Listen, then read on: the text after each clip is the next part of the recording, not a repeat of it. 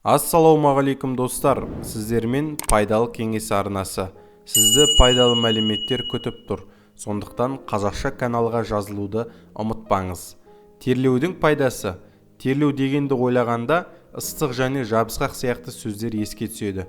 Бірақ бұл алғашқы әсерден басқа терлеудің бірқатар денсаулыққа пайдасы бар. Бүйрек тасының қаупін азайтады. Терлегенде терімен бірге кальций, тұз ағзадан шығып кетеді. Кальций тұз бүйректе тас пайда болуына әсер етеді. Адам ағзасындағы қандағы әр түрлі улы заттардың сыртқа шығуын қамтамасыз етеді. Және де теріге пайдалы.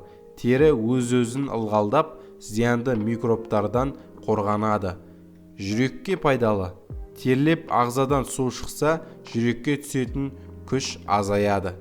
Құрметті достар, ауырып ем іздегенше ауырмайтын жол іздейік. Сондықтан каналға жазылып лайк басуды ұмытпаңыздар.